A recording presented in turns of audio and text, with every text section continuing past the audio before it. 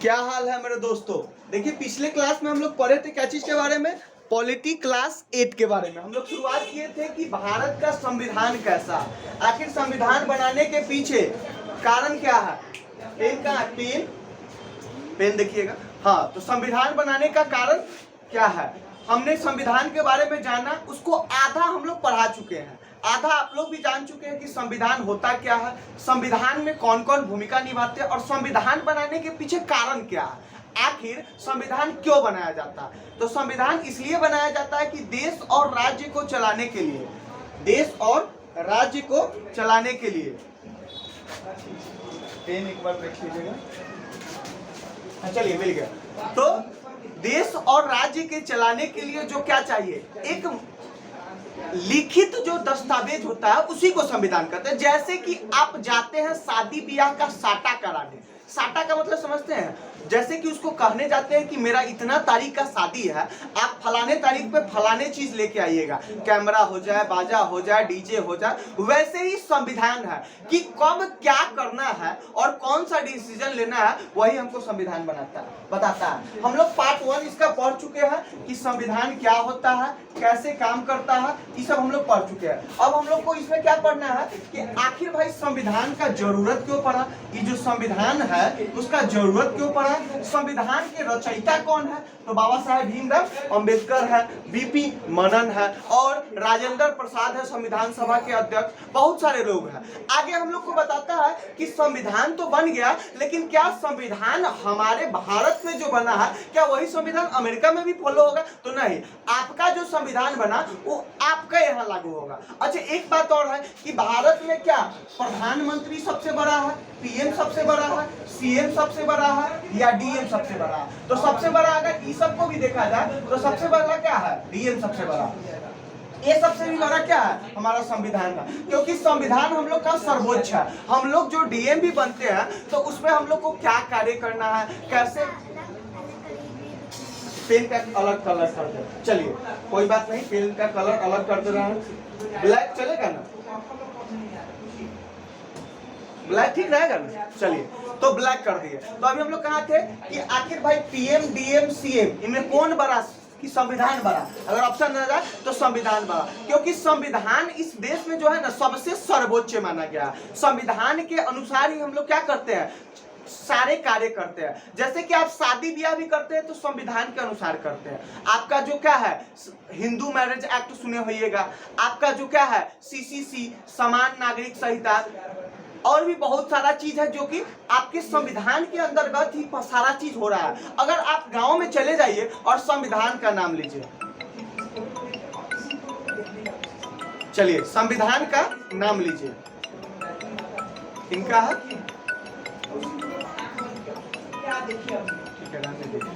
नहीं आने दीजिए। तो रिकॉर्डेड चालू है ना, कोई दिक्कत नहीं ना। चलिए तो रिकॉर्डेड चालू होना चाहिए, बाकी जो भी आएगा वो तो समस्याओं का आना पार्ट ऑफ लाइफ है। तो कुछ टेक्निकल इशू होते रहता है, उसको आप लोग को थोड़ा सा मैनेज करते रहना। अगर साउंड आ रही है तो बताइए एक बार हाँ और क्लियर। तो देखिए अभी हम लोग कहा थे कि संविधान का क्या पीएम डीएम सीएम, इसमें सबसे ऊपर कौन है तो संविधान है। अच्छा, संविधान जो बना, संविधान का जो निर्माण हुआ, वो संविधान का निर्माण आखिर क्यों हुआ, तो देश और राज्य हम लोग का अच्छी तरीके से, गुड तरीके से, क्या चीज तरीके से, गुड तरीके से चले, इसके लिए संविधान जरूरी था। क्या भारत और अमेरिका का संविधान एक जैसा है, तो हाँ एक तरह से हम लोग मानते हैं। संविधान में आगे हम लोग को अगर आगे के वीआईपी क्लास जैसे 9th 10th 12th में पढ़िएगा तो आपको संविधान लोग कहता है कि संविधान क्या है, उधार का क्या है थैला, क्या ऐसा सच है। तो जरूर है कि संविधान में हम लोग कुछ पश्चिम से लिए, कुछ कहीं कहीं से लिए, कि कहीं से जो चीज अच्छा रहा वहां से हम लोग लिए। आप लोग को भी इस संविधान से सीखना चाहिए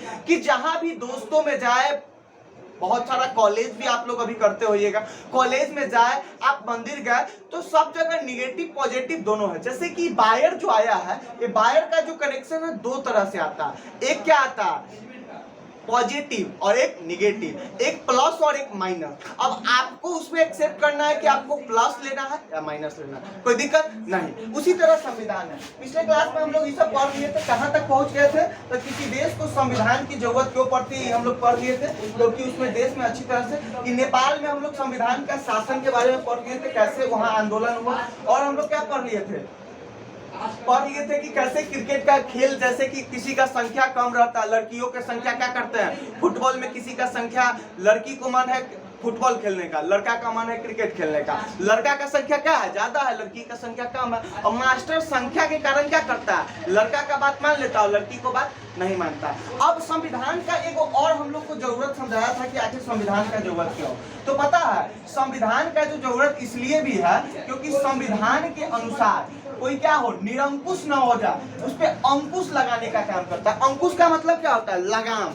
निरंकुश का मतलब होता है कि उसके लगाम है ये नहीं, जैसे कि घोड़ा में लगाम रहता है वैसे डीएम हो जाए कोई और उसके ऊपर कोई कानून नहीं है। जैसे कि ब्रिटिश हम लोग के यहाँ आया था, उसके ऊपर कोई कानून लगता था, कोई कानून नहीं लगता। इसीलिए संविधान बना कि क्या हो, कोई अपना क्या करे, निरंकुशता न दिखाए, कोई अपने को ऐसा फीलिंग ना करे कि अपनिच भगवान है, ऐसा वाला फीलिंग ना है। उसी के लिए क्या बनाया गया, संविधान बनाया गया। अब इसको आप लोग को बारीकी से समझना है। जैसे कि क्लास में मॉनिटर के बारे में हम लोग समझाते हैं, जैसे कि अभी क्लास में एक मॉनिटर का निर्माण किया और मॉनिटर का कोई क्या है, दुश्मन है क्लासरूम में। दुश्मन कहने का मतलब कि एक ही जोड़िया में ना, मॉनिटर कहने का मतलब कि सारे क्लास के बच्चा में से एक को चूज कर लेना। तो उसी क्लास में रहता है, जैसे कि हम लोग के पड़ोस में हित भी है और अहित भी है, मतलब कि आपका अच्छा चाहने वाला भी और बुरा चाहने वाला भी। तो मॉनिटर चूज कर लिए। अब मॉनिटर क्या करे, उसको मैडम चली गई बाहर और उसको कह दिया कि तुम क्लास का देख रेख करो। अब जो उसका दुश्मन है उसको झूठों का क्या बोलेगा कि तुम्हारा नाम हम कॉपी में लिख लेंगे। वो बेचारा पूछेगा कि अरे भाई हम गलती क्या किए, तो गलती ये किए कि आप मेरे प्रति हम जो कहते हैं वो नहीं मानते हैं। हम कह दे कि आप फलाने जगह चले जाइए तो आप चले जाइए, हम कह दे हमारा मसाज कीजिए तो मसाज कीजिए। इसी को अंकुश लगाने का काम, निरंकुश मतलब कि जो में लगाम ना हो और अंकुश मतलब लगाम हो। तो अंकुश लगाने का काम क्या करता है, संविधान करता है। आगे देखिए क्या बता रहा है। और हम लोग संविधान के बारे में यहाँ तक पढ़ गए थे, कहाँ तक पढ़ लिए, एक बार आइए।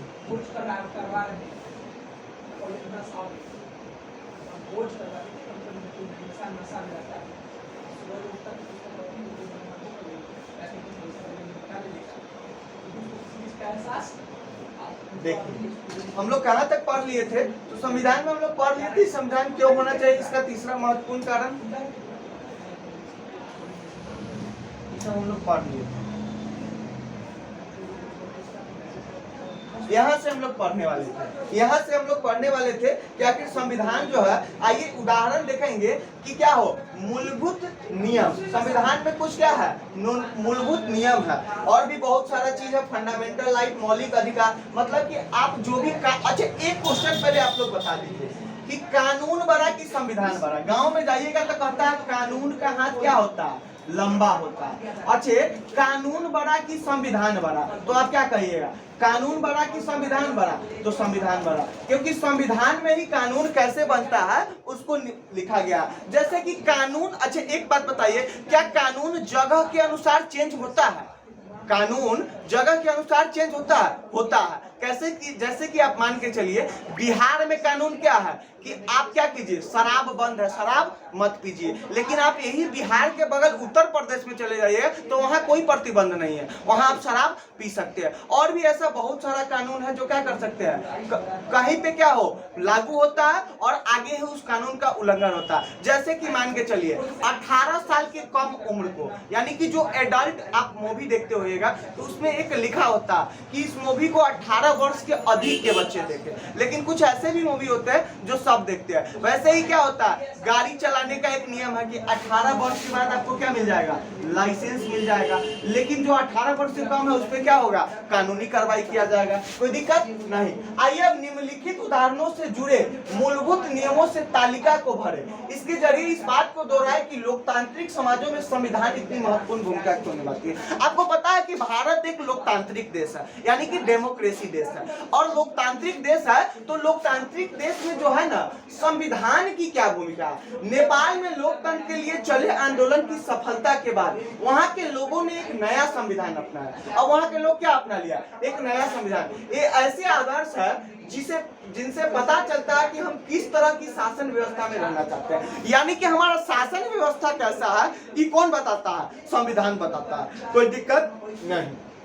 अब कह रहा है कि सुरेश अपने सहपाठी अनिल को बेवजह परेशान कर रहा है। क्या इसका मूलभूत, अब देखिए, लड़कियों को बास्केटबॉल खेलने का मौका नहीं मिलता क्योंकि उनकी कक्षा में लड़ने की संख्या ज्यादा है। अब देखिए ये जो यह कह रहा है मूलभूत नियम, अब इसमें अगर सुरेश जो उसको तंग कर रहा है, देखिए इसमें मक्खी भी आके ऐसा डिजिटल बोर्ड आ गया है कि मक्खी भी इस पे क्या कर दे रहा है, लिख दे रहा है। यही कहते हैं कि टेक्नोलॉजी, एआई आ गया, आपको पता है। हाँ देखिए फिर से लिख रहा है, मेरा बदला यही पढ़ाएगा, हमको लग रहा एआई आ गया। चैट जीपीटी आप लोग सुने हैं कि नहीं, अब कहाँ सुनिएगा, आप निकलिएगा मोबाइल की दुनिया से तब ना। चैट जीपीटी आ गया जिसमें मोदी जी का आवाज कोई दूसरा निकाल ले रहा है। एआई, आप कोई भी क्वेश्चन उस पर लिखिए डायरेक्ट उससे क्या आ जाएगा, रिटर्निंग आ जाएगा। यही है चैट जीपीटी और एआई। कभी सर्च मारिएगा उसके बारे में विस्तृत, ऐसे हम एक वीडियो बनाएंगे उसके बारे में। तो ऐसा क्या आ गया, व्यवस्था आ गया। आगे बताते हैं, यहाँ बास्केटबॉल खेलने का मौका नहीं मिल पाता, कहीं ना कहीं क्या कर रहा है, शासन के व्यवस्था को अस्थगित दर्शाता है। शबनम ने टीवी देखने की बजाय अपने अध्याय को दोहराने का फैसला लिया। मतलब कि शबनम एक फैसला लिया जिसमें वो टीवी देखने के बजाय क्या किया, अध्याय को दोहराए, मतलब कि जो उसका चैप्टर है उसको दोहराने का फैसला लिया। आइए अब हम भारतीय संविधान के कुछ क्या है, मुख्य आयामों का अध्ययन करेंगे। मुख्य आयाम क्या होता है भाई, जो मेन चीज है उसके बारे में अध्ययन करेंगे। अब मेन चीज क्या है, तो और इस बात को समझने की उपरोक्त बिंदु कुछ खास आदर्शों और नियमों का रूप किस तरह ग्रहण करते हैं। भारतीय संविधान मुख्य लक्षण, अब इसका मुख्य लक्षण क्या, जैसे कि आपका एक लक्षण है, बहुत अच्छा, एक गांव में कहावत है कि लक्षण किसी का बदला नहीं जा सकता। कुत्ता के डोमरी में कितनों घी लगा दीजिए वो सीधा नहीं होता। वैसे ही संविधान में कुछ लक्षण है, मुख्य लक्षण है। मुख्य मतलब मेन लक्षण है। थोड़ा सा वाटर बोतल क्या है, मुख्य लक्षण। हम मक्खी पढ़ा रहा है, मेरे बदलाव पढ़ा रहा है, पढ़ाता, समझ रहे बात को। तो यही मुख्य लक्षण है। 20वीं सदी तक आते आते भारतीय राष्ट्रीय आंदोलन कई दशक पुराना हो चुका था। भारत का जो राष्ट्रीय आंदोलन था वो 20वीं सदी तक आते आते क्या हो गया था, बहुत ज्यादा पुराना हो चुका था। स्वतंत्रता संघर्ष के दौरान राष्ट्रवादियों ने इस बात पर काफी विचार किया था। राष्ट्रवादी जो राष्ट्र का क्या महत्व, राष्ट्र के प्रति समर्पण हो, राष्ट्र के प्रति अपनी क्या रखता हो, निष्ठा रखता हो। थोड़ा सा पानी पी ले।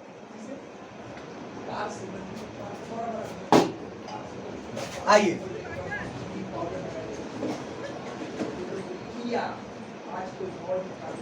चलिए विचार किया था कि स्वतंत्र भारत किस तरह का होना चाहिए।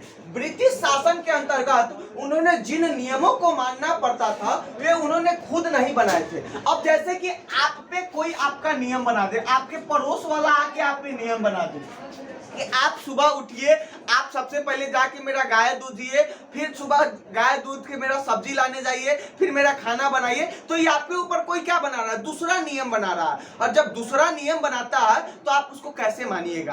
अब आप अपना रूटीन खुद तो फॉलो ही नहीं करते थे और आपको दूसरा क्या बना रहा है, रूटीन बना के, नियम बना के दे रहा है। तो ऐसे ही ब्रिटिश जब आया तो आपको पता है वो जो बोलता था वही हमको करना पड़ता था। वो बोल देता था कि आज आपका क्या हो गया, यहाँ आज रात नहीं दिन है, तो आपको दिन मारना पड़ता था। हालांकि कुछ राष्ट्रवादी थे जिन्होंने जैसे कि आंदोलन किया, जैसे कि महात्मा गांधी, सुभाष चंद्र बोस, भगत सिंह, जिनका आज हम लोग क्या मनाते हैं, जन्मतिथि, पुण्यतिथि मनाते हैं। तो कहीं ना कहीं उनका पुण्यतिथि ऐसे ही नहीं मनाते, उन्होंने बहुत संघर्ष किया। उन्होंने अपने आप को क्या किया, लहू के रंग में क्या कर लिया, उतार लिया। और उन्होंने रंग दे बसंती चोला, मैं रंग दे बसंती चोला, उन्होंने अपने को क्या किया, देशभक्ति के प्रति समर्पण कर दिया। इसलिए आज उसका पुण्यतिथि और जन्मतिथि मनाया जाता है। पिछले दिन बाबा साहेब भीमराव अम्बेडकर का जन्म था, हम लोग उनके बारे में बहुत अच्छा से मनाए। पता है बाबा साहेब भीमराव अम्बेडकर जो कि संविधान के निर्माण में अहम भूमिका निभाते हैं। बाबा साहेब भीमराव अम्बेडकर का आप लोग अगर जीवनी पढ़िएगा तो बाबा साहेब भीमराव अम्बेडकर के साथ बहुत ज्यादा भेदभाव होता था, लेकिन उस समय भी उनको क्या मिला, संविधान सभा में एक सीट मिला और उनका क्या ड्राफ्टिंग कमेटी का सदस्य बनाया गया था। ड्राफ्टिंग कमेटी क्या होता है पता है, यानी कि संविधान में जो लिखा जाएगा वो वही लिखेंगे, ड्राफ्ट वही करेंगे और वही आगे बढ़ाएंगे। बात को समझ रहे हैं? तो आप शिक्षा के महत्व को समझाइए। इसलिए हम बार बार कहते हैं मेरे दोस्तों कि शिक्षा वह शेरनी का दूध है, जिसने पिया है उसने दहाड़ा है। सिर्फ ज्ञान अर्जन कीजिए, और ज्ञान पोथी पढ़त, एक बात और, ज्ञान ऐसा नहीं कि पोथी पढ़त पढ़त जग मुआ पंडित भया न कोई, और 2.5 अक्षर प्रेम के पढ़े से पंडित कोई। तो ऐसा ज्ञान नहीं जो कि क्या करे, दिन भर किताब में लगे हुए हैं, उसका कैलकुलेशन निकाले तो भर दिन में क्या पढ़े, कोई फायदा ही नहीं। ऐसा पढ़िए कि आपका एकाग्रचित्त होकर मन को शांत कर कर और क्या करे, पढ़े। और वो मन कैसे शांत होगा, तो मेडिटेशन आराम से क्या कीजिए और पढ़िए। आगे बढ़ते हैं। औपनिवेशिक राज्य के लंबे अत्याचारी शासन ने भारतीयों के सामने इतना जरूर स्पष्ट कर दिया था कि स्वतंत्र भारत को एक लोकतांत्रिक देश होना चाहिए। मतलब कि उन्होंने ऐसा तो जरूर कर दिया था ब्रिटिश शासन के समय कि भारत को क्या होना चाहिए, लोकतांत्रिक होना चाहिए। वहां क्या होना चाहिए, लोगों के द्वारा सबसे चुना चाहिए। उसमें प्रत्येक नागरिक को समान माना जाएगा और सभी को सरकार में हिस्सेदारी का अधिकार होगा। इसके बाद यह तय करना था कि भारत में लोकतांत्रिक सरकार का गठन कैसे किया जाए और उसके कामकाज के नियम क्या हो। यह काम किसी एक आदमी का बस का नहीं था। इसमें लगभग 300 लोगों ने योगदान दिया, जो 1946 में गठित की गई। संविधान सभा के सदस्य थे। भावी संविधान के निर्माण के लिए अगले 3 साल तक संविधान सभा की बैठक होती रही। आपको पता है संविधान सभा जो बना है उसमें एक बात पर वाद विवाद हुआ है और तब जाके संविधान बना है। कितना दिन, 2 साल 11 महीना 18 दिन, 11 महीना 18 दिन, 2 साल 11 महीना 18 दिन।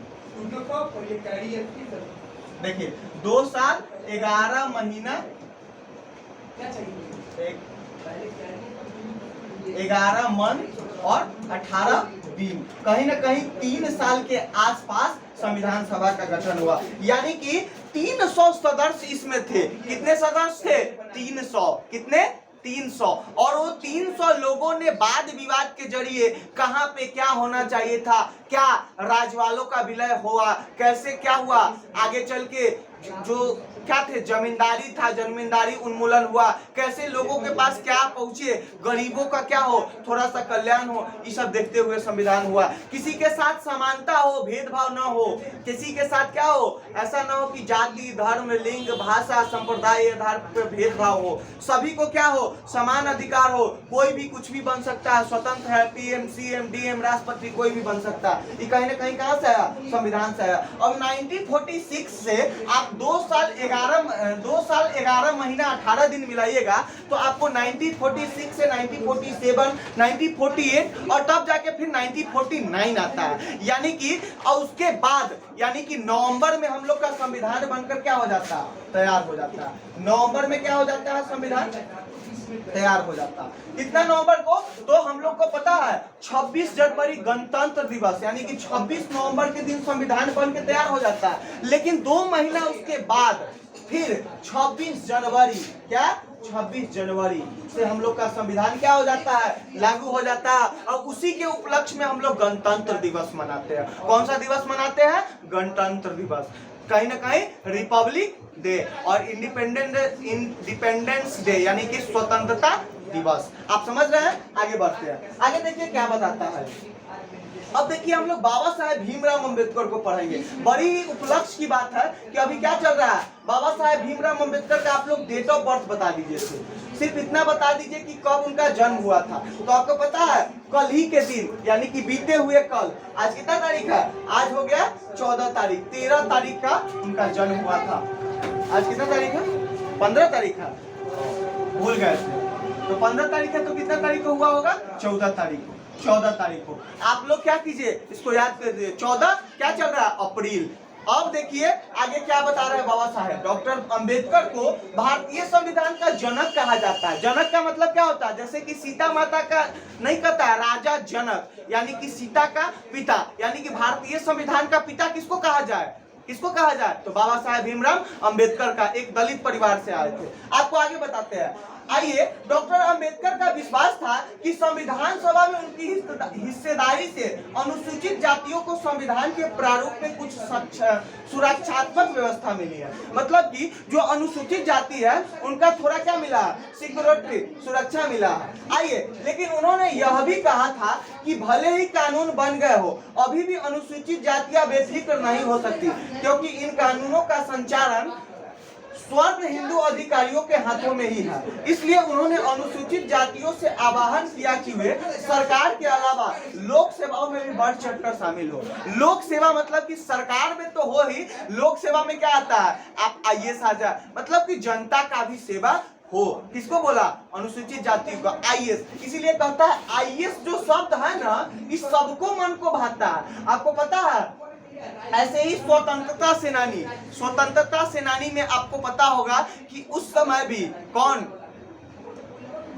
उस समय भी स्वतंत्रता सेनानी के समय आईसीएस करके एक फॉर्म आता था, इंडियन सिविल सर्विस, आईसीएस, यानी कि उस समय भी अंग्रेज के द्वारा बनाया गया था और उसमें 95% क्या था, अंग्रेजी था। मात्र 5% कोई भूले भटके हिंदुस्तानी जाता था, क्योंकि ये जो पद होता था सर्वोच्च होता था। इसमें कहीं ना कहीं जनता को कल्याण करने की क्या मिलता था, कहीं ना कहीं उनको ऑफर मिलता था, उनको क्या मिलता था, जरूरत को पूरा करने का कहीं ना कहीं उनको व्यवस्था मिलता था। वो करते थे, वो चाहे तो क्या कर सकते हैं, जिस क्षेत्र में है उसको बदल सकते हैं। आगे बढ़ते हैं। संविधान सभा के इन सदस्यों के सामने एक बड़ी जिम्मेदारी थी। हमारे देश में कई समुदाय थे। देखिए, मच्छर आके आपको, मक्खी आके क्या कर दिया, आपको लेकर चला गया, कुछ नहीं कर दिया यार। देखिए कहाँ चला गया जी, आप गायत्री मंदिर जाते हैं, रास्ते में लड़की मिली, बहुत सुंदर लड़की, मच्छर मक्खी आके इसको उड़ा के चला जा रहा है। खैर आइए, हम लोग क्या पढ़े कि डॉक्टर बाबा साहेब भीमराव अम्बेडकर को संविधान सभा का जनक माना जाता है। अच्छे, कि बाबा साहेब भीमराव अम्बेडकर जो है, उन्होंने संविधान को निर्माण में बहुत बड़ी भूमिका निभाई है। अब आगे देखिए, इस एक मिनट आप लोग रुक जाइए, स्टूडेंट के सामने बैठिए,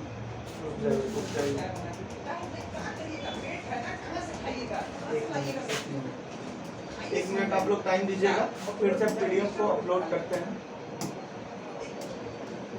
चलिए,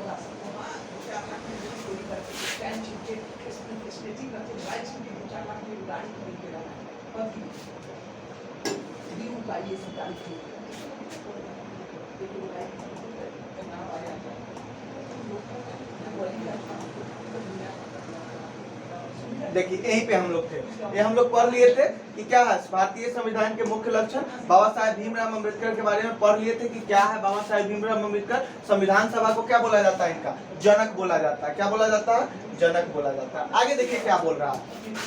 संविधान के इन सदस्यों के सामने एक बड़ी जिम्मेदारी थी। हमारे देश में कई समुदाय थे, कई कम्युनिटी थी, हिंदू, मुस्लिम, सिख, ईसाई, जैन, पारसी, मतलब कि कहीं ना कहीं आठ क्या थे, समुदाय थे। उनकी ना तो भाषा एक थी, ना एक धर्म था, और ना ही एक जैसी सांस्कृतिक थी, ना उनका भाषा एक है जैसे कि बोलचाल, जैसे कि हम आपसे बात कर रहे हैं तो आप हमारी बात को समझ रहे हैं तभी तो हमारा। अब आप कुछ अब जैसे कि हम क्या बोलते, संस्कृत में बोलते हैं कर्मण्येवाधिकारस्तु मा फलेषु कदाचन, बहुत बच्चा नहीं समझिएगा। वैसे ही जब भाषा जब एक दूसरे से मिल जाता है तो कहीं ना हम लोग सहज महसूस करते हैं। क्या महसूस करते हैं, सहज, उससे आगे बात को बढ़ा सकते हैं। अब ना भाषा एक है, ना संस्कृति, करने का मतलब कि पहनावा उनावा भी अलग है। अब जैसे कि हम शॉर्ट पैंट बंडी उंडी पहन के आए तो आप पहचान जाइएगा। अब हम क्या आ जाए, संथाली की, बहुत लोग संथाल भी देख रहे होंगे, लेकिन संथाल की तरह हम क्या आ जाए, माथा में वो क्या बोलते हो, पेड़ पौधा को लगाकर चले आए, फिर क्या कर ले, यहाँ से पत्ता को बांध ले, यहाँ उघारे चले आए पढ़ाने, तो आप क्या कीजिएगा, आप अपने आप को असहज महसूस कीजिएगा।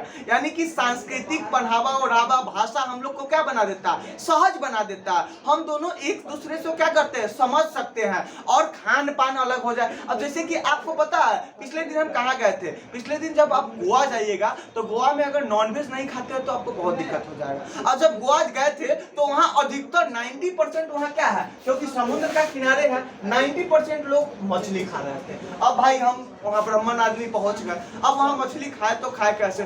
बहुत ढूंढने के बाद एक बहुत अच्छा रेस्टोरेंट मिला, उसमें भी क्या क्या वो बना के दिया हमको समझ में नहीं आया। वो डिस्क का भी नाम अभी तक याद नहीं है। जैसे कि बहुत लोग बर्गर, पिज्जा, चाउमीन, बर्गर क्या क्या खा के पेट उट निकाल देते हैं, वो फल फ्रूट नहीं खाते। उसमें से आपको पता है, आपको जानकर आश्चर्य होगा कि आज तक हम पिज्जा छुए भी नहीं है, पिज्जा आज तक छुए भी नहीं है। सच बोल रहा है, एकदम यहाँ पे मूर्ति है, झूठ नहीं बोलेंगे, सच में आज तक पिज्जा हम नहीं छुए। समोसा वो हम लोग के आसपास का था, उसको हम लोग डिश को चुने, लेकिन पिज्जा आज तक खाए भी नहीं। ऐसा बहुत सारा फास्ट फूड है जो हम नहीं खाते हैं। लेकिन आप फ्रूट्स में हमसे पूछ लीजिए, ड्राई फ्रूट से लेके सब चीज खाते हैं। देखिए चेहरे पे चमक, कितना अच्छा चमकते हैं, कितना मस्त लगते हैं। तो इस सबको समझिए। आगे इसी को हमको कैसे समझा रहा है, वैसे ही जब संविधान लिखा जा रहा था उस समय हमारा देश भारी उथल पुथल से गुजर रहा था। उथल पुथल का मतलब कि कोई रास्ता होता है जो एकदम पिचिंग रहता है, एक रहता है जहाँ आगे जाइए फिर हचका, तो उसमें अगर कोई बेचारा वृद्ध आदमी बैठ जाए और उसको खुदा में क्या हो, पीड़ा उड़ा हो, तो उनको और क्या हो जाएगा, दिक्कत हो जाएगा। आगे बताते हैं। भारत और पाकिस्तान का बंटवारा लगभग तय हो चुका था। अच्छा पता है, हम लोग भारत पाकिस्तान का जो बंटवारा हुआ उसमें कहा जाने कितने लोग क्या हो गए, मारे गए। कितने लोग बेचारे अपने घर से क्या हो गए, बेघर हो गए। अपने क्या हुए, अपने देश से अलग हो गए। उनके घर में उनके बेटी बहन से शादी कर लिया जाता था जबरदस्ती। बहुत लोग तो अपने बेटी बहन को इसलिए मार दिया कि हमारा इज्जत क्या हो, बच जाए, खुद से मार दिया, ऐसा स्थिति आ गया था। आगे देखिए, कुछ रियासतें तय नहीं कर पा रही थी कि उनका भविष्य क्या होगा, वे किधर जाएगी। जनता की सामाजिक आर्थिक स्थिति भयानक थी। कुछ रियासत थे, जैसे कि आप हैदराबाद का क्या है, निजाम, जो कि क्या हुआ, ऑपरेशन पोलो के जरिए मिला। और भी ऐसा बहुत सारा देश था जो मिलना ही नहीं चाहते थे। जम्मू कश्मीर का राजा, और भी ऐसा दो चार को देश था, रियासत था, जो उसको समझ में नहीं आ रहा था कि हम पाकिस्तान में जाए कि भारत में जाए कि अपना एक स्वतंत्र क्या बनाए, राज्य बना। क्योंकि जब यहाँ से ब्रिटिश गया था तो कह के गया था कि आप स्वतंत्र हैं, आप या तो भारत में आ सकते हैं या तो पाकिस्तान में आ सकते हैं, आप अपना एक स्वतंत्र राज्य भी बना सकते हैं। इसमें किसी को कोई दुविधा जताने वाली बात नहीं है। संविधान सभा के सदस्यों के सामने ये सारे मुद्दे थे, लेकिन उन्होंने अपने इस ऐतिहासिक दायित्व को बहादुरी से पूरी किया। बहादुरी मतलब कि अपने आप को दिखाया कि नहीं, हम बहादुर है। क्या है, बहादुर है, यानी कि ओजस्वी है, तेजस्वी है। और देश को एक ऐसा कल्पनाशील दस्तावेज दिया जिसमें राष्ट्रीय एकता को बनाए रखते हुए विविधता के प्रति गहरा सम्मान दिखाया देता है। उन्होंने जो दस्तावेज तैयार किया उसमें सामाजिक आर्थिक सुधारों के जरिए गरीबी उन्मूलन और जन प्रतिनिधियों के चयन में जनता की महत्वपूर्ण भूमिका पर क्या थी, काफी जोर दिया गया है। मतलब कि उन्होंने ऐसा संविधान एक बनाया जो क्या हो, कहीं कहीं तो क्या हो, लचीला हो, जहाँ पे गरीब का हित का बात हो, जहाँ पे क्या हो, ऐसे समुदाय के बात हो जो कि क्या हो, थोड़ा पिछले हो, और कहीं कहीं क्या है, वो लचीला के साथ साथ थोड़ा हार्ड भी है। यानी कि संविधान का निर्माण इस तरीके से किया गया कि क्या हो, कहीं ना कहीं भारत में समानता है। क्या है, समानता है। आगे बढ़ते हैं। आगे के हिस्सों में भारतीय संविधान के कुछ मुख्य आयामों का उल्लेख किया गया। इन बातों को पढ़ते हुए विविधता, एकता, सामाजिक आर्थिक सुधार और जन प्रतिनिधि से संबंधित उपरोक्त चिंताओं को लगातार ध्यान में रखिए, जिनसे इस दस्तावेज को लिखने वाले जूझ रहे थे। इसे समझने की कोशिश कीजिए कि उन्होंने स्वतंत्र भारत को एक शक्तिशाली लोकतांत्रिक समाज बनाने के उद्देश्य को पूरा करने के साथ साथ इन चिंताओं को किस तरह हल किया। मतलब कि आप भी कल्पना करके देखिए कि आपके घर में इतना, थोड़ा सा आप मेरी बात को समझिएगा, कि आपके घर में आपके दादाजी डेट कर गए और अभी आपका क्या आ गया, आईएएस का क्या आ गया, रिजल्ट एग्जाम होने वाला, प्रीलिम्स मेंस पास कर चुके हैं, अब आपका इंटरव्यू। आपका माइंड काम नहीं करेगा कि हम क्या करें। वैसे ही संविधान निर्माताओं के समान हमने एक पहाड़ की तरह रूप दिख रहा था कि अरे भाई मेरा देश भी विभाजन हो रहा है, और इधर देखिए लोग क्या हो रहे हैं, कट रहे हैं, मर रहे हैं। यहाँ कहीं ना कहीं जाति, धर्म, लिंग, भाषा, इस सब के आधार पर क्या हो रहा है। और सबसे बड़ा था क्या, धर्म के आधार पर, हिंदू मुस्लिम के आधार पर क्या हो रहे थे, विवाद हो रहे थे। तो इस चीज को समझिए, अपने इतिहास को जानिए, और तब देखिए कि कितना स्ट्रगल के बाद हम लोग का संविधान बना है। आगे देखते हैं संघवाद। फेडरलिज्म। फेडरलिज्म यानी कि संघवाद। संघ का मतलब ही होता है कि क्या करना, एक साथ। संघ नहीं कहते हैं कि संघे चलेंगे, तोरा संघे मार्केट चलेंगे, तोरा संघे मेला देखने चलेंगे, तोरा संघे पढ़ने चलेंगे। यानी कि संघ यानी कि किसी चीज को अपने यहाँ मिलाना। क्या करना, मिलाना। इसका मतलब है देश में एक से ज्यादा स्तर की सरकारों का होना। अब देखिए कि यहाँ संघ का मतलब क्या हो गया कि सरकार जो हो ना, एक स्तर का ना हो। जैसे कि आप मान के चलिए, घर में आपके सबसे सर्वोच्च कौन है, पिताजी है, लेकिन आपके दादाजी भी का भी बात रखा जाता है, आपके माताजी का भी बात सुना जाता है, और आपके क्या है, आपका भी बात सुना जाता है, तब जाके कोई फैसला का निर्णय लिया जाता है। वैसे ही महात्मा गांधी सबसे पहले इस बात का शुरुआत किए थे कि देश में क्या हो, संघवाद हो। शासन का शुरुआत निचली स्तर से हो, यानी कि आप जो अभी देश में देखते हैं शासन, तो पहले क्या है, पंचायती स्तर पे आता है, फिर क्या चीज पे आता है, पंचायत के बाद अब आगे आ जाइएगा तो राज्य स्तर पर आता है, और तब जाके केंद्र के स्तर पर आता है। यानी कि शासन का कितने क्षेत्र हुआ, 3। कोई दिक्कत नहीं। ये देखिए क्या आ रहा है, कैसे हटेगा। अरे चलिए इधर होगा, पेज नंबर कितना है, क्या क्या आ जाता है समझ।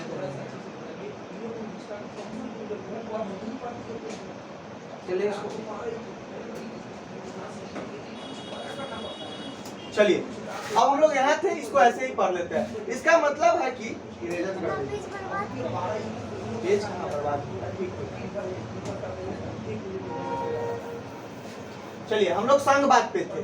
संघवाद का मतलब क्या समझते हैं कि शासन का मतलब क्या हो, देश में एक से ज्यादातर स्तर की सरकार का होना। हमारे देश में राज्य स्तर पर भी सरकारें और केंद्र स्तर पर भी है। पंचायती राज व्यवस्था शासन का तीसरा स्तर है, जिसके बारे में आप कक्षा 6 में पढ़ चुके हैं। मतलब कि राज्य स्तर का भी, केंद्र स्तर का भी है, पंचायत स्तर का भी, अभी 3 हम बताए हैं, और इस आप कक्षा 6 में पढ़ चुके हैं। कक्षा 7 की किताब में आपने राज्य सरकार के काम काज को देखा था कि कैसे राज्य सरकार काम करता है। फिर आप याद कीजिए, आपको ये भी बताया गया था कि कैसे नगर निगम, नगर पंचायत ये सब कार्य करता है। ये सब आपको क्या कर रहा है, अब देखिए एक दूसरे से मिलता हुआ चैप्टर मिलेगा। इसका तोड़ उसमें, उसका तोड़ उसमें। आपको एनसीईआरटी के बारे में हमको बता देते हैं। एनसीईआरटी कक्षा अगर आप शुरू से पढ़ना चाह रहे हैं, जिसके पास टाइम है, तो जिसको बैकग्राउंड में अगर सोशल साइंस वगैरह नहीं पढ़े, तो आप कक्षा 6 से शुरू मत कीजिए, आप कक्षा 10 से शुरू कर दीजिए। अगर जिसको लग रहा है कि अभी समय बहुत है, एकदम आराम से तैयारी करें, तो क्या कीजिए, कक्षा 6 से शुरू कर दीजिए। 6, 7, 8 का जो पढ़िएगा वही आपको 10th में मिल जाएगा, 9th, 10th में उसका विस्तृत। उसी का बहुत ज्यादा ऐसा चीज आगे जाके मिलेगा जो उसमें नहीं है, वो 11th, 12th में मिल जाएगा। और जो कि पहले से सोशल साइंस ले चुके हैं, वो 11th, 12th से शुरू कीजिए, उनको समझ में आएगा। समझ गए एनसीईआरटी कैसे पढ़ना। अब आगे बढ़ते हैं। भारत में इतने सारे समुदायों की उपस्थिति का सीधा मतलब यह था कि यहाँ शासन की एक जैसी व्यवस्था विकसित करनी होगी, जिसमें राजधानी दिल्ली में बैठे मुट्ठी भर लोग ही पूरे देश के फैसले न लेने। देखिए कितना तार्किक सोच आया उस संविधान निर्माताओं के पास। उस समय वो सोच रहे हैं कि देश में मुट्ठी भर लोग जो दिल्ली में बैठे हुए हैं, केंद्र में बैठे हुए हैं, वो पूरे भारत पर क्या करे, फैसला न ले। इसलिए भारत में फैसला लेने का कार्य क्या होगा, राज्य स्तर पर भी होगा और पंचायत स्तर पर भी होगा। आप देखते होइएगा, आपका जो पंचायत का कार्य होता है वो कौन देखता है, आपका मुखिया देखता है, वार्ड मेंबर देखता है। और वही राज्य स्तर का काम को देखता है, आपका कौन देखता है, कहीं ना कहीं आपका सीएम देखता है, आपका ई देखता है, आपका डिस्ट्रिक्ट लेवल का डीएम देखता है। फिर केंद्र स्तर का सबसे ऊपर फिर आपका केंद्र सरकार, मोदी जी, या जब इंदिरा गांधी जी का सरकार थी, इंदिरा गांधी जी, अटल बिहारी वाजपेयी, जो भी रखते हैं वो देखते हैं। बात को समझ गए, आगे बढ़ते हैं। आगे देखिए क्या कर रहा है। बाबा साहेब भीमराव अम्बेडकर के बारे में जान गए थे कि बाबा साहेब भीमराव अम्बेडकर भारतीय संविधान के क्या है, जनक माने जाते हैं। अब देखिए इसमें क्या आगे पढ़ना है।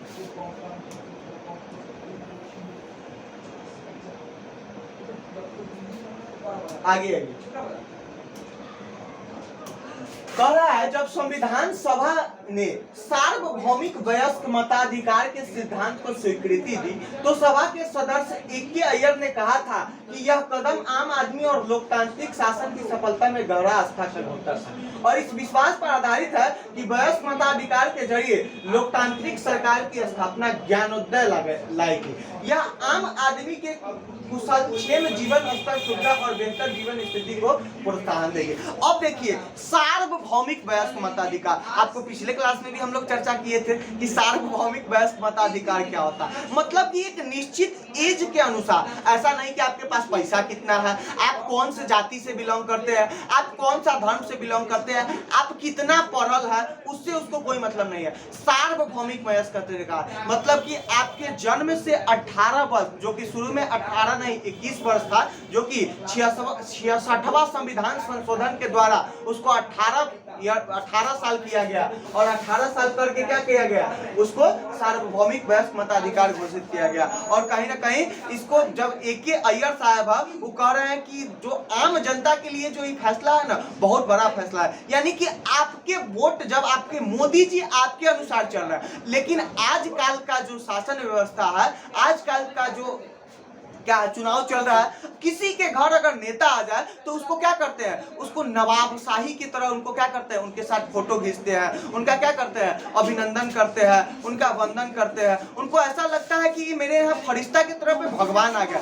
लेकिन लोकतंत्र में ऐसा कुछ नहीं था। लोकतंत्र में आपको जब आपके पास अगर नेता है, अगर वो आपके क्षेत्र में काम नहीं किए, तो आप फोटो और अपने पड़ोस के बताने के बजाय उनसे आप ये सवाल कीजिए कि आपने इस क्षेत्र में ये चीज आप कहा था, इसने पूरा किया। आप जो अभी क्या कर रहे हैं, आप जो कहीं ना कहीं अभी आप जो कह रहे हैं कि हम ये चीज करेंगे, वो चीज कर रहे हैं, आप इससे पहले काहे नहीं किए, ये पूछने का आपका हक है। इसको पहचानिए, इसको समझिए। आगे देखिए क्या कह रहा है।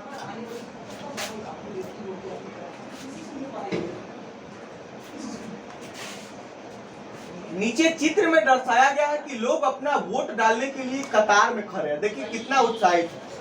पता है ये क्या है, लोकतंत्र का इसे एक पर्व की तरह मनाइए। ये जो एक वोट का अधिकार है, इसको आप लोग जो यहाँ इंक लग जाता है, वो इंक क्या दर्शाता है कि ये दाग जल्दी छूटेगा नहीं।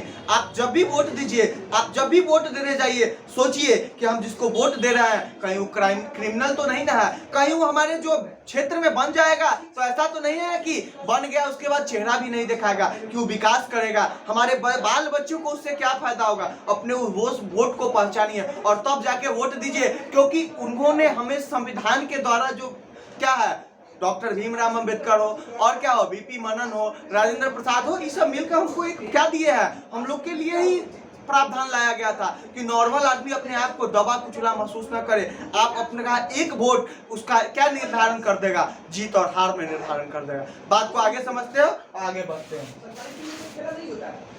ये हमको मक्खी जो है ना तबाह कर दिया, देख ही रहे हैं।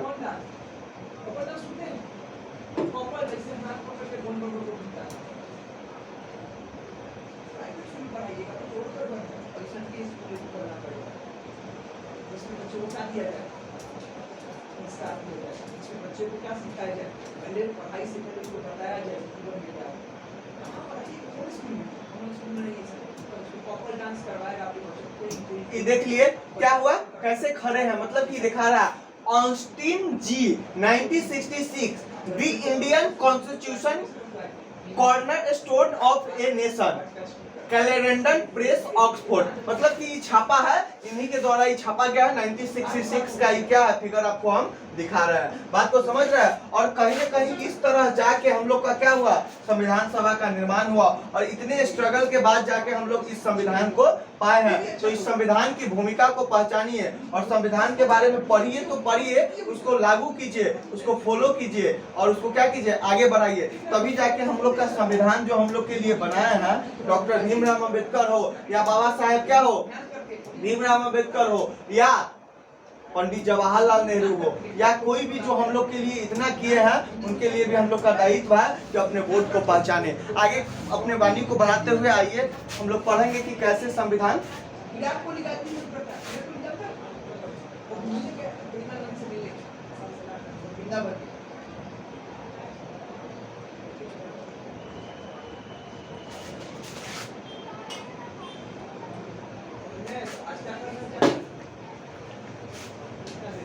चलिए हम लोग, हाँ यहाँ हम लोग लोकतंत्र का पर्व मना चुके थे। अब हम लोग आगे पढ़ रहे हैं। आगे देखिए क्या बता रहा है।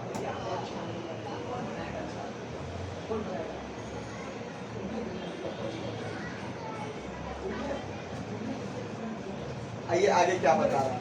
आगे ही बता रहा है कि तो उन्हें लगा कि स्वतंत्र संघर्ष ने भारतीय जनता को वयस्क मताधिकार का प्रयोग क्या हो गया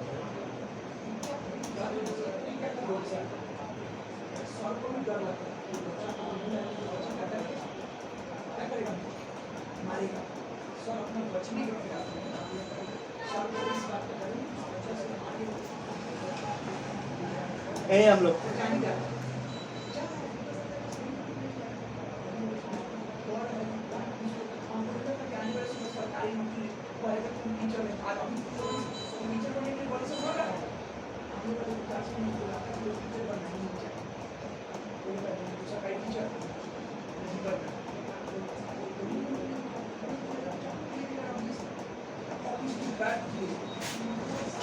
थोड़ा सा आप लोग को क्षमा चाहेंगे हम।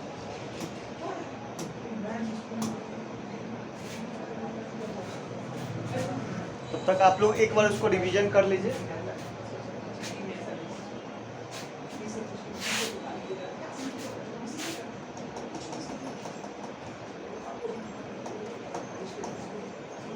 हाँ, हम लोग यहीं पे थे।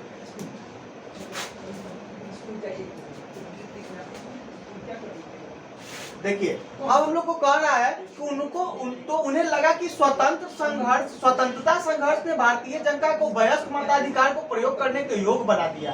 उन्हें विश्वास था कि इससे न केवल लोकतांत्रिक सोच और तौर तरीके का प्रोत्साहन मिलेगा, बल्कि जाति, वर्ग और औरत मर्द के फर्क पर आधारित उच्च नीच की बेड़ियों को भी तोड़ा जा सकता है। सार्वभौमिक मताधिकार का मतलब है कि अपने प्रतिनिधियों के चुनाव में देश के सभी लोगों की सीधी भूमिका होती है। इसके अलावा हर व्यक्ति खुद भी चुनाव लड़ सकता है, चाहे उसकी सामाजिक पृष्ठभूमि कैसी भी क्यों ना हो। ये प्रतिनिधि जनता के प्रति जवाबदेह होते हैं। लोकतांत्रिक कार्य पद्धति में प्रतिनिधि क्यों महत्वपूर्ण होते हैं, इसके बारे में आप इसी पुस्तक की दूसरी इकाई में और विस्तार से पढ़ेंगे और आप जानेंगे। दूसरी पृष्ठ में आप और अच्छा से जानेंगे कि क्यों महत्वपूर्ण होता है, क्या कि लोकतांत्रिक कार्य पद्धति में प्रतिनिधि क्यों महत्वपूर्ण होता है। जो प्रतिनिधि का हम लोग चुनाव करते हैं वो क्यों महत्वपूर्ण होता है। हम लोग तीसरा संविधान में शक्तियों का बंटवारा, कैसे शक्ति का बंटवारा किया है। तो देखिए, संविधान के अनुसार सरकार के 3 अंग है, विधायिका, कार्यपालिका और न्यायपालिका। विधायिका विधि बनाता है, कार्यपालिका क्या करता है, क्रियान्वित करता है, और न्यायपालिका जो है विधायिका और कार्यपालिका के बीच का क्या करता है, संविधान जो समस्या है, जो बीच में लड़ाई हो गया तो समस्या को सुलझाने का काम करता है। जैसे कि आपके पिताजी आपके घर में बहन का शादी है, पिताजी क्या बनाएंगे, विधि बनाएंगे, कहेंगे कि फलाने काम होगा, चिल्लाने काम होगा। कार्यपालिका आप होगा, आप उसमें क्या कहिएगा, आप उसको जाके क्रियान्वित कीजिएगा कि जाइए मिठाई वाला का ऑर्डर दे दे, फलना चिल्ला। आप उसको कार्य को कैसे करवाना है, कैसे मैनेजमेंट करवाना है, कैसे सजवाना है, कैसे क्या करना है। और इस दोनों में समस्या को सुलझाने का काम कौन करेंगे, आपके दादाजी। अब आपके और आपके पिताजी में झगड़ा हो जाए तो किसी के घर में वो दादाजी भी हो सकते हैं और किसी के घर में उनके माताजी भी, कोई दिक्कत नहीं। आइए, विधायिका में हमारे निर्वाचित प्रतिनिधि होते हैं। कार्यपालिका ऐसे लोगों का समूह है जो कानूनों को लागू करने और शासन चलाने का काम देखते हैं। न्यायालय की व्यवस्था को न्यायपालिका कहा जाता है, जिसके बारे में आप इस पुस्तक की इकाई 3 में पढ़ेंगे। सरकार की किसी भी शाखा द्वारा सत्ता के दुरुपयोग को रोकने के लिए प्रावधान किया गया है कि इन सभी अंगों के शक्तियों एक दूसरे से अलग होगी। शक्तियों के इस बंटवारे के आधार पर प्रत्येक अंग दूसरे अंग पर अंकुश रखता है। अंकुश का पहले ही मतलब समझा सकते हैं, किसी के ऊपर क्या लगाना, अंकुश लगाना है कि लगाम लगाना। और इस तरह तीनों अंगों के बीच सत्ता का संतुलन बना रहता है। और इस तरह तीनों के बीच क्या होता है, सत्ता का संतुलन बना रहता है। अब जैसे कि मान के चलिए कि बिहार के मुख्यमंत्री नीतीश कुमार, या आप कहीं अब जैसे कि देख लीजिए कि पश्चिम बंगाल के मुख्यमंत्री कौन है, ममता बनर्जी, और उनके और नरेंद्र मोदी के केंद्र के बीच झगड़ा हो जाए तो इसको कौन सुलझाएगा, तो इसको कहीं ना कहीं क्या झुकाएगा, न्यायपालिका सुलझाएगा, यानी कि कहीं ना कहीं कोर्ट सुलझाएगा। आइए, ये 3 अंग था। विधायिका लिख लीजिए, सरकार के कितने अंग, 3 अंग, विधायिका, कार्यपालिका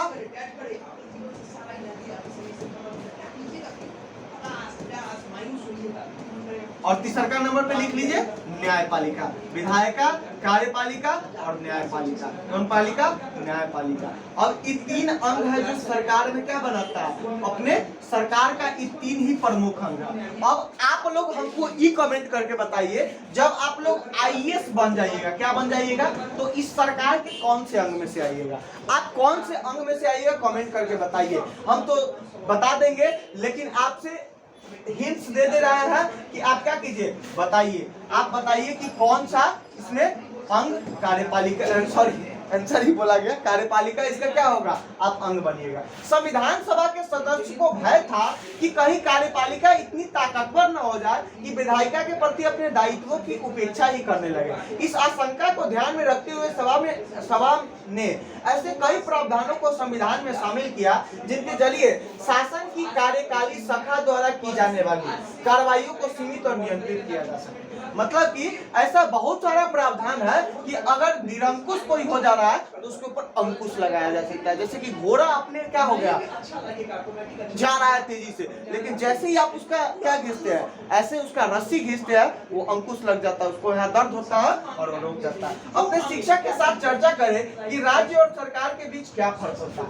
और राज्य और सरकार के बीच क्या फर्क होता है, तो राज्य जो है वो कहीं ना कहीं क्या होता है, सरकार का ही एक अंग है। क्या है, अंग है। जैसे कि नहीं कहते हैं राज्य के बाद राज्य सरकार भी लगाते हैं, मतलब कि सरकार का एक अंग है और केंद्र भी क्या है, सरकार का ही अंग है। कोई दिक्कत नहीं। आगे देखिए, इस अध्याय में राज्य शब्द का अक्सर इस्तेमाल, अब देखिए यह बता भी रहा किया गया है। ध्यान रखिए, इसका मतलब राज्य सरकार से नहीं। अब राज्य का यहाँ जो मतलब है, यहाँ सरकार से नहीं है। यहाँ जो मतलब है देखिए क्या चीज से है, जब हम राज्य शब्द का इस्तेमाल करते हैं तो हम उसे सरकार से भिन्न अर्थ में लेते हैं। सरकार की जिम्मेदारी होती है कि कानून बनाना और लागू करना, लेकिन चुनावों के जरिए सरकार बदल सकती है। पर राज्य जो है ना, एक ऐसी राजनीतिक संस्था होती है जो निश्चित भूभाग में रहने वाले संप्रभु लोगों का प्रतिनिधित्व करती है। इस आधार पर हम भारतीय राज्य, नेपाली राज्य आदि की बात कर सकते हैं। भारतीय राज्य एक लोकतांत्रिक सरकार है। सरकार या कार्यपालिका राज्य का एक हिस्सा होती है। राज्य का मतलब सरकार से नहीं ज्यादा व्यापक होता है, उसे सरकार के स्थान पर इस्तेमाल नहीं किया जा सकता। मतलब कि राज्य का मतलब होता है कि एक निश्चित भूभाग, जैसे कि बिहार जो है, तो बिहार के बगल में क्या है, यूपी है। इसका एक निश्चित भूभाग तय किया गया है, इसी के अंदर राज्य रह सकता है। जैसे कि अभी आप लोग यहाँ से चले गए नेपाल, आपसे पूछेगा कि आप कहाँ से हैं, तो कहिएगा भारत से। लेकिन आप यहाँ से जब दिल्ली जाइएगा, आपसे कोई पूछेगा तो आप क्या कहिएगा कि नहीं हम बिहार से हैं। तो वहाँ राज्य क्या आ जा रहा है, सर्वोच्च आ जा रहा है। यहाँ राज्य का मतलब राज्य सरकार से नहीं है, लेकिन और जगह राज्य का मतलब राज्य सरकार भी होता है, इसमें डाउट नहीं है। कोई दिक्कत नहीं। आगे बढ़ते हैं, आगे आते हैं। कुछ देखिए क्या दिया गया, ये दिया गया समानता का अधिकार, यानी कि कानून के नजर में सभी लोग समान हैं। इसका मतलब है कि सभी लोगों को देश का कानून बराबर सुरक्षा प्रदान करेगा। इस अधिकार में यह भी कहा गया है कि धर्म, जाति या लिंग के आधार पर, तो पहले भी हम बता दिया कि किसी के भेदभाव नहीं किया जाएगा। यानी कि आधार पर नागरिक के साथ कोई भेदभाव तो नहीं होगा, लेकिन खेल के मैदान, होटल, दुकान इत्यादि सार्वजनिक स्थान पर सभी को बराबर पहुंचे क्या है, बराबर पहुंच का अधिकार होगा। रोजगार के मामले में राज्य किसी के साथ भेदभाव नहीं कर सकता, लेकिन इसके कुछ अपवाद है जिनके बारे में इसी किताब में हम आगे पढ़ेंगे। छुआछूत की प्रथा का भी उन्मूलन कर दिया गया। अब जैसे कि मान के चलते हैं कि राज्य आपके साथ भेदभाव नहीं करेगा, कहाँ सार्वजनिक स्थान यहाँ किया गया। अब ऐसा नहीं कि आपका भी कहाँ पढ़िएगा, एसटी जोसेफ में पढ़िएगा, आप भी क्या पढ़िएगा। अब किसी अमीर है, अब जैसे कि उसके पास इकोनॉमिकल कंडीशन अच्छा है, तो कोई कार से चल रहा है, तो ऐसा नहीं कि समानता का मतलब उसके कार में कूद जाइए। कोई होटल में, बढ़िया होटल में जाके खाना खा रहा है तो पैसा देके खा रहा है। अगर पैसा देने पर आपको नहीं खिलाया जा रहा है, जैसे कि बाबा साहेब भीमराव अंबेडकर का आप एक सुने होइएगा, उसमें क्या बताया गया था कि उनको पैसा अच्छा ही, तो उनको क्या किया गया, उनके रिक्शा वाला उनको गांव रेलवे स्टेशन से नहीं पहुंचाया। तो यहाँ पे आपके साथ भेदभाव नहीं किया जाए। स्वतंत्रता का अधिकार, इस अधिकार के अंतर्गत अभिव्यक्ति और भाषण की स्वतंत्रता, सभा संगठन बनाने की स्वतंत्रता, देश के किसी भी भाग में आने जाने और रहने तथा कोई भी व्यवसाय, पेशा या कारोबार करने का अधिकार शामिल है। मतलब कि इसके अंदर बहुत सारा, जैसे कि आप कहीं भी सभा कर सकते हैं, आप किसी को संबोधित कर सकते हैं, इस सब का आपका अधिकार है। आप कहीं जा सकते हैं, कहीं घर बना सकते हैं, इस सब स्वतंत्रता का अधिकार है। शोषण के विरुद्ध अधिकार, संविधान में कहा गया है कि मानव व्यापार, जबरियन श्रम, 14 वर्ष से कम उम्र के बच्चों को मजदूरी पर रखना अपराध है। मानव का तस्करी, आप पिछले दिन आप अगर पेपर पढ़ते होइएगा तो देखते होइएगा इन दोनों मानव का तस्करी बढ़ गया है। क्या किया जा रहा है? अपहरण किया जा रहा है बच्चों को, और क्या किया जा रहा है? उसको कहीं ना कहीं और जगह पे जाके उसको बेच दिया जा रहा है। ये क्या है? इस शोषण के विरुद्ध अधिकार है। इसका उल्लंघन होने पर सरकार क्या करेगा? उसके ऊपर दंडात्मक कार्रवाई किया जाएगा। 14 वर्ष से कम उम्र के बच्चों को कोई भी खतरनाक कार्य में नहीं रखा जाएगा, वो बाल श्रम के अंतर्गत आता है। और ऐसे 18 वर्ष की उम्र के बच्चों को, 14 वर्ष की उम्र के बच्चों को तो आप देखते हो कि चाय की दुकान पर बहुत सारा छोटू होता है। तो इतना ज्यादा यहाँ पे हम लोग को अधिकार मिला हुआ, लेकिन इस अधिकार को सब समझता नहीं है। आप देखिए आगे कहता है धार्मिक स्वतंत्रता का अधिकार, यानी कि सभी नागरिकों को पूरी धार्मिक स्वतंत्रता दी गई है। प्रत्येक व्यक्ति को अपनी इच्छा का धर्म अपनाने का, उसका प्रचार प्रसार करने का अधिकार। प्रत्येक व्यक्ति अपनी इच्छा का धर्म प्रचार प्रसार कर सकता है, लेकिन जबरन उसके ऊपर थोप नहीं सकता। आप अपने धर्म का प्रचार कर सकते हैं, लेकिन ऐसा नहीं कि किसी को धर्म परिवर्तन करने के लिए उसके अंदर क्या कीजिए, उसको फोर्स कीजिए। सांस्कृतिक और शैक्षणिक अधिकार, संविधान में कहा गया है कि धार्मिक या भाषाई सभी अल्पसंख्यक समुदाय अपनी संस्कृति की रक्षा और विकास के लिए अपने अपने शैक्षणिक संस्था खोल सकते हैं। जैसे कि कोई लगे कि मेरा क्या है, मेरा क्या हो रहा है कि मेरा जो सांस्कृतिक और शैक्षणिक अधिकार है, तो जो कोई अल्पसंख्यक है वो अपने संस्कृति को बचाना चाहे, अपने संस्कृति को शैक्षणिक संस्था को बढ़ा के उसको सरकार भी उसमें मदद करेगी और उसको उसके ऊपर कोई रोक नहीं। जैसे कि कोई अपने स्कूल खोलकर उसमें पारसी पढ़ाना चाहे, कोई स्कूल खोलकर उसमें क्या पढ़ाना चाहे, कहीं ना कहीं उर्दू पढ़ाना चाहे, तो कोई संस्कृत पढ़ाना चाहे, उसमें कोई रोक नहीं है। आगे बढ़ते हैं। संवैधानिक उपचार का अधिकार, यदि किसी नागरिक को लगता है कि राज्य द्वारा उसके किसी मौलिक अधिकार का उल्लंघन हुआ है, तो इस अधिकार का सहारा लेकर वह अदालत जा सकता है। मतलब कि संवैधानिक उपचार के लिए वह उसको लग रहा है कि राज्य जो कानून बनाया, जैसे कि बिहार का हम बार बार एग्जाम्पल देते हैं कि बिहार में दारू शराब पीने पे क्या लगा दिया जाता है, प्रतिबंध तो किया ही गया। अगर कोई शराब पीते पकड़ा गया तो उसको फैमिली वाले को भी बुक कर लिया जाता था। ये कानून गलत था और इसको क्या किया गया, आगे चल के इस कानून को परिवर्तन किया गया, यानी कि उपचार किया गया। उपचार का मतलब किसी चीज को ठीक करना, कोई दिक्कत नहीं। चौथा है मौलिक अधिकार, फंडामेंटल राइट। ये हमारे संविधान में बहुत अच्छा है। मौलिक अधिकार वाला खंड भारतीय संविधान की अंतरात्मा है। अंतरात्मा मतलब कि आपका आत्मा, आप सुनते हो कि आत्मा निकल जाने के बाद शरीर मृत हो जाता है, इस शरीर का कोई वैल्यू नहीं रहता। वैसे ही अगर संविधान में मौलिक अधिकार ना हो तो इस संविधान का कोई वैल्यू नहीं रहता। औपनिवेशिक शासन ने राष्ट्रवादियों के दिमाग में राज्य के प्रति संदेह का भाव पैदा कर दिया। राज्य के प्रति जो औपनिवेशिक शासन था वो क्या कर दिया, संदेह का भाव पैदा कर दिया था। इसलिए राष्ट्रवादी चाहते थे कि स्वतंत्र भारत में राज्य की सत्ता के दुरुपयोग से बचने के लिए कुछ लिखित अधिकार होने चाहिए। लिहाजा मौलिक अधिकार देश के सभी नागरिकों को राज्य की सत्ता के मनमाने और निरंकुश इस्तेमाल से बचाते हैं। इस तरह संविधान राज्य और व्यक्तियों के समक्ष व्यक्तियों के अधिकारों की रक्षा करती है, व्यक्तियों की अधिकारों की रक्षा करती है। समझ रहे हैं? कौन? आपका मौलिक अधिकार। आपका जो मौलिक अधिकार है वो रक्षा करती है कि क्या होना चाहिए, आपका जो अधिकार है वो सुरक्षित रहना चाहिए। विभिन्न अल्पसंख्यक समुदाय भी चाहते थे कि संविधान में ऐसे अधिकार को शामिल किया जाए जो उनके समूह की रक्षा कर सके। मतलब कि अल्पसंख्यक को दबाया नहीं जाए। जैसे कि हमारे यहाँ पारसी लोग थोड़ा कम है, क्रिश्चियनिटी कम है, तो ऐसा नहीं कि उनको दबा दिया जाए, उनको भी क्या है, अधिकार है रहने का। फलस्वरूप बहुसंख्यकों से अल्पसंख्यकों के अधिकार की रक्षा का आश्वासन भी संविधान में दिया गया। इन मौलिक अधिकारों के बारे में डॉक्टर अंबेडकर ने कहा था कि इनका दोहरा उद्देश्य है। पहला, हर एक नागरिक ऐसी स्थिति में हो कि वह उन अधिकारों के लिए क्या करे, दावेदारी कर सके, और दूसरा, ये अधिकार हर उस सत्ता और संस्था के लिए बाध्यकारी हो जिसे कानून बनाने का अधिकार दिया गया है। मतलब का ये जो मौलिक अधिकार है तो सभी पर क्या होगा, लागू होगा। सभी पर क्या होगा, लागू होगा। और इसको आप लोग याद कर लीजिए कि मौलिक अधिकार को संविधान का अंतरात्मा कहा जाता है। क्या कहा जाता है? अंतरात्मा कहा जाता है। मौलिक अधिकारों के अलावा हमारे संविधान में एक खंड नीति निर्देशक तत्व है, यानी कि डीपीएसपी। क्या? डीपीएसपी यानी कि नीति निर्देशक तत्व। नीति निर्देशक तत्व में मतलब कि कुछ राज्यों को कुछ क्या दिया गया, विशेषाधिकार दिया गया, वो कभी उनका लागू कर सकते हैं। संविधान सभा के सदस्यों ने यह खंड इसलिए जोड़ा था ताकि और ज्यादा सामाजिक और आर्थिक सुधार लाया जा सके। वे चाहते थे कि स्वतंत्र भारत की राज्य जनता की गरीबी दूर करने वाले का कानून और नीतियां बनाते हुए इन सिद्धांतों के मार्गदर्शन के रूप में हमेशा अपने सामने रखें। राज्य अपना जो नीतियां बनाए उसको बनाते समय नीति निर्देशक तत्व जो है, जो डीपीएसपी है, उसको हमेशा अपने आईने की तरह अपने सामने रखे। कहाँ रखे? सामने रखे, और उस तरह का कानून बनाए।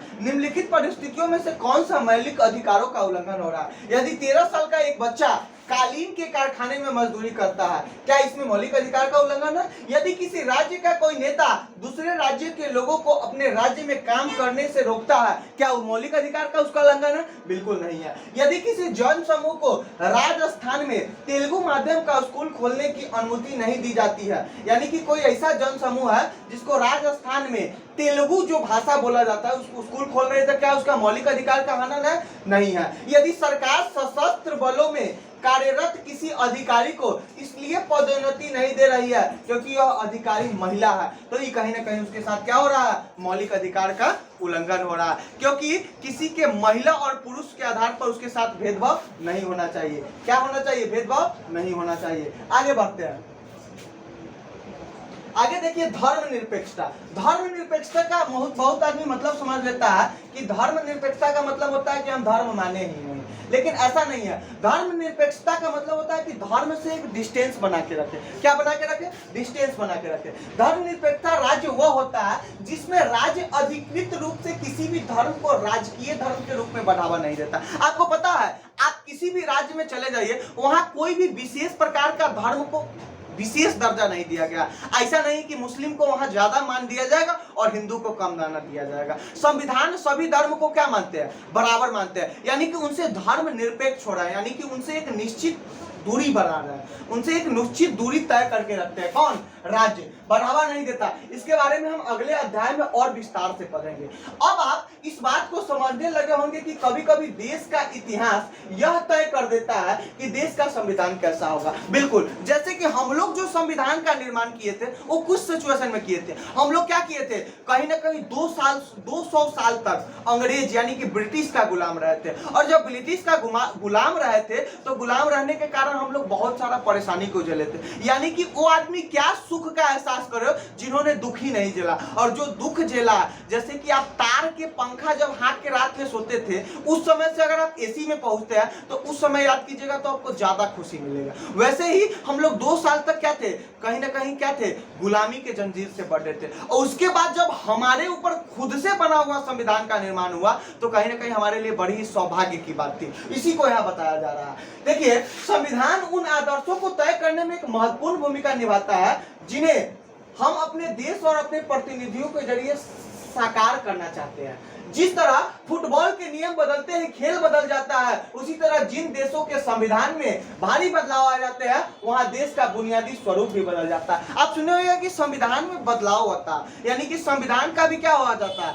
कहीं ना कहीं उपचार किया जाता है। लेकिन उपचार जो होता है या जो बदलाव होता है उसमें एक खंड जोड़ दिया जाता है। ऐसा नहीं कि संविधान पूरा कभी बदल ही नहीं सकता, यानी कि संविधान बदल गया यानी कि आपका देश का जो चल रहा है वो सारा ढांचा बदल गया। बात को समझ रहे हैं? आगे बढ़ते हैं। आइए, हम नेपाल में यह देख चुके हैं कि वहां लोकतंत्र बनाने की जरूरत के साथ ही एक नए संविधान की जरूरत भी पैदा हो गई थी। मतलब कि वहां लोकतंत्र तो था ही, लोकतंत्र के साथ साथ वहां एक नया संविधान की भी जरूरत थी, क्योंकि वहां का जो उस समय का संविधान था वो क्या था? लोकतंत्र के खिलाफ था, यानी कि मोनार्की, राजतंत्र का था। ऊपर हमने भारतीय संविधान के जिन आयामों का जिक्र किया, आयामों मतलब डायमेंशन, यानी कि जो डायमेंशन नहीं कहता, इस आयाम यानी कि एक डायमेंशन का जो जिक्र किया गया है, कई बार काफी जटिल दिखाई देते हैं और उन्हें समझने से मुश्किल भी महसूस होती है। लेकिन अभी आप इस बारे में ज्यादा फिक्र न करें। इस पुस्तक के बाकी अध्यायों में और अगली कक्षाओं में भारतीय संविधान के भारतीय संविधान के इन सभी पहलुओं के बारे में आप लगातार सीखते जाएंगे, ठोस रूप से उनका अर्थ जान पाएंगे। आपको पता है आगे जैसे कि हम बोले कि 6 में थोड़ा सा आपको बताया संविधान क्या है, 6, 7 में, फिर 8, 9 में आपको संविधान का थोड़ा सा और ज्ञान दिया, फिर 10th में दिया, और फिर आगे चल के 11th 12th में पूरा भयमार उसका क्या दे दिया, सूचना दिया। यदि आपका बैकग्राउंड सोशल साइंस से है तो आप 11th 12th से स्टार्ट कीजिए। अगर आपका बैकग्राउंड थोड़ा भी और समय ज्यादा है तो आप क्या कीजिए, 6 से पढ़िए, कोई दिक्कत नहीं है। आगे देखिए, संविधान में मूल कर्तव्यों का भी उल्लेख किया गया। अपने शिक्षा की सहायता से पता लगाइए कि ये कर्तव्य कौन से है और लोकतंत्र में नागरिकों द्वारा इन कर्तव्यों का पालन करना क्यों महत्वपूर्ण। मूल कर्तव्य यानी कि जो आपका जो कर्तव्य है, जो करना चाहिए। जैसे कि हम लोग क्या करेंगे, अपने राष्ट्र ध्वज को क्या करेंगे, रक्षा करेंगे, अपने राष्ट्र ध्वज को सलाम करेंगे, यानी कि उनको कहीं ना कहीं आदर कर रहे हैं। हम लोग राष्ट्र ध्वज को अपमानित नहीं मान सकते। इसी तरह हम लोग अपने देश के जो सूचनाएं हैं किसी और देश में नहीं दे सकते। ये हम लोग का मूल कर्तव्य है। ये क्या है, हम लोग को मानना ही पड़ेगा। बात समझ रहे हैं। उपरोक्त तस्वीर देखिए कैसे संविधान सभा में ये लोग सिग्नेचर कर रहे हैं। ये होगा हमारे ही बिहार के डॉक्टर राजेंद्र प्रसाद। बड़ी गर्व होता है कि लोग कहता है कि बिहार जैसे शब्द हम सुनते हैं हमको गरीबी और शिक्षा देखता है। आप देख रहे हैं कि उस समय भी हमारे बिहार के ऐसे, हम कोई ऐसा नहीं कि हम लोग राज्य का बात कर रहे हैं, बहुत सारे राज्य का भूमिका मिली, लेकिन हम जैसे ही दिल्ली में और जगह जगह सुनते हैं कि कोई अगर बिहारी नाम का बच्चा सुना तो उसको गमछा और गवार नजर आता है। लेकिन देखिए संविधान सभा के निर्माण में भी संविधान सभा का जो अध्यक्ष थे वो डॉक्टर राजेंद्र प्रसाद थे। उपरोक्त तस्वीरें में 24 जनवरी 1950 का जो तस्वीर आपको अभी हम दिखा रहे हैं, संविधान सभा के विभिन्न सदस्य अपनी आखिरी बैठक में संविधान की एक प्रति पर हस्ताक्षर कर रहे हैं। यानी कि लास्ट बैठक हो रहा है कब, 24 जनवरी 1950 में एक हस्ताक्षर कर रहे हैं। सबसे ऊपर वाले चित्र में प्रधानमंत्री जवाहरलाल नेहरू जी है। उसके बाद कौन है, संविधान सभा के अध्यक्ष डॉक्टर राजेंद्र प्रसाद जी है। सबसे निचले चित्र में दाएं से बाएं क्रम में ये लोग दिखाई दे रहे हैं। क्या है, जयराम दास, दौलत राम, खाद्य एवं कृषि मंत्री, राजकुमारी अमृत कौर। एक देखिए प्रश्न कितना दिमाग लगाने वाला, अगर कोई पूछ दे आपको क्या संविधान सभा के निर्माण में औरत थी यानी कि महिलाएं थी, बिल्कुल थी। अगर कह दे ऑप्शन ई प्रीलिम्स में पूछ सकता है, इसी चीज को आपको ध्यान रखना। कौन थी औरत, तो राजकुमारी अमृत कौर। कहीं देखे थे, आइए, राजकुमारी अमृत कौर कौन थी, संविधान सभा के निर्माण में थी। स्वास्थ्य मंत्री भी थी वो। डॉक्टर जॉन मथाई वित्त मंत्री थी। सरदार वल्लभ भाई पटेल स्टैच्यू ऑफ यूनिटी के नाम से भी उनको जाना जाता है, जिन्होंने क्या किया, विलय करने का काम किया। उप प्रधानमंत्री के पद पर उस समय थे। तथा उनके पीछे श्री जगजीवन राम श्रम मंत्री खड़े हैं। जगजीवन राम कौन खड़े हैं, जगजीवन राम श्रम मंत्री खड़े हैं। ये हम लोग का चैप्टर क्या हो गया, खत्म हो गया। क्या हो गया, खत्म हो गया। इस कुछ क्वेश्चन है,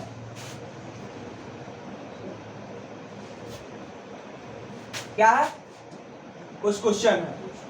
आइए इस क्वेश्चन को पढ़े और कोशिश करते हैं कि क्वेश्चन को बनाते ही चले। देखिए क्या बताया गया, किसी चाहे कि इतना अच्छा पढ़ा दिए कि आराम से आप क्वेश्चन बना सकते हैं। किसी लोकतांत्रिक देश को संविधान की जरूरत क्यों पड़ती है, क्योंकि वहां संविधान की जरूरत इसलिए पड़ सकती है क्योंकि वहां कोई निरंकुश शासन न करे और वहां पे लोगों का क्या हो, मत रखा जाए, लोगों को विचार रखा जाए और देश को आगे बढ़ाया जाए। आइए नीचे दिए गए दस्तावेज के हिस्सों को देखिए। पहला कलम 1990 के नेपाल के संविधान का है, दूसरा कलम नेपाल का ताजा संविधान से लिया गया। 1990 में का नेपाल का संविधान भाग 7 कार्यपालिका, 2015 का नेपाल का संविधान भाग 7 संघीय कार्यपालिका। उस समय में और इस समय में अंतर देखिए। अनुच्छेद 35 कार्यकारी शक्तियां नेपाल अधिराज्य की कार्यकारी शक्तियां महामहिम नरेश एवं महामंत्री परिषद में निहित होगी। अनुच्छेद 75, यहाँ 35 यहाँ 75, यानी कि कार्यकारी शक्तियां नेपाल की कार्यकारी शक्तियां संविधान और कानून के अनुसार मंत्री परिषद में निहित होगी। यहाँ संविधान और कानून के अनुसार हो रहा है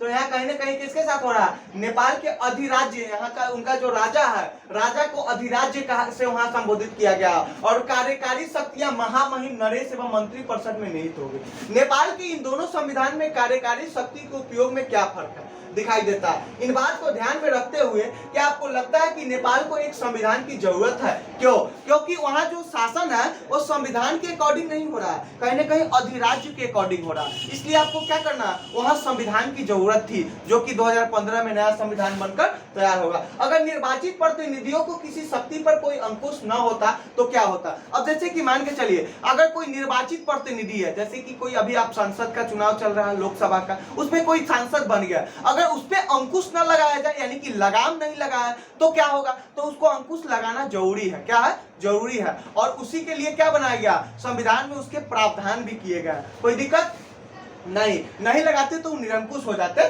निम्नलिखित स्थितियों में अल्पसंख्यक कौन है, इस स्थितियों में अल्पसंख्यक के विचारों का सम्मान करना क्यों महत्वपूर्ण है, इसका एक कारण बताइए।